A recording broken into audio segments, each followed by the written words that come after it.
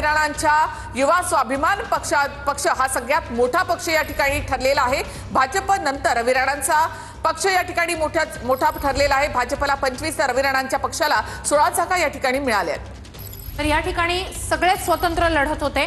भाजप नंतर आता रवी राणांचा पक्ष अमरावतीत युवा स्वाभिमान पक्ष जो आहे तो सर्वात मोठा पक्ष म्हणून समोर येतोय। अमरावतीमध्ये महापालिका स्थापन करण्यासाठी महापालिकेत सत्ता स्थापन करण्यासाठी भाजपला रवी राणांच्या पक्षाची मदत घेणं गरजेचं असेल।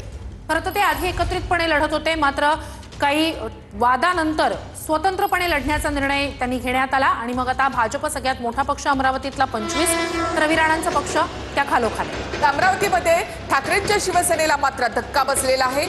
इथे रवी राणा आणि भाजप यांच्यामध्येच ही लढत या ठिकाणी पाहायला मिळाली आहे।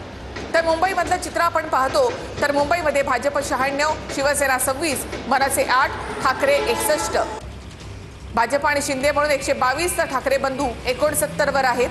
निवडणूक आयोगाकडनं आता अवघ्या काही 20 जागांचा निकाल जो आहे तो बाकी आहे। त्यानंतर पूर्ण निकाल आपल्या समोर या ठिकाणी येईल।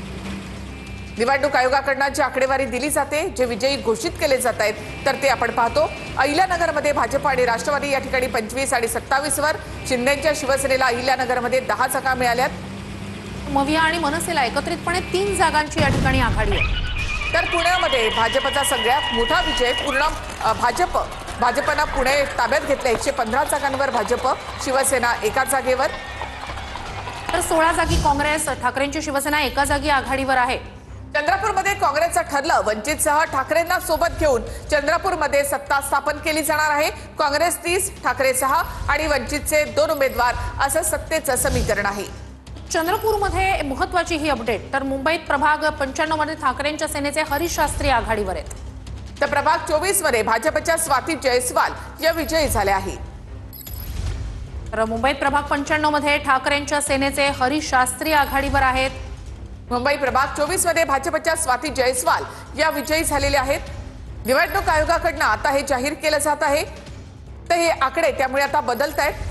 तर ठाकरे बंधू पुन्हा एकदा 69 वर, तर भाजप आणि शिंदे या ठिकाणी 122 वर आहेत। मुंबईमध्ये प्रभाग 95 मध्ये ठाकरेंच्या सेनेचे हरीश शास्त्री ही आघाडीवर आहेत। प्रभाग 24 मध्ये भाजपच्या स्वाती जयस्वाल या विजयी झालेल्या आहेत। मुंबईतले काही जागांचे निकाल बाकी होते, ज्याचं चित्र आता हळूहळू स्पष्ट होत आहे। तर मुंबई प्रभाग 24 मध्ये भाजपच्या स्वाती जयस्वाल आता विजयी झालेले आहेत। 20 जागांचे निकाल आता निवडणूक आयोगाकडनं जाहीर करणं बाकी आहे। त्यानंतर संपूर्ण चित्र मुंबईमधलं स्पष्ट होणार आहे।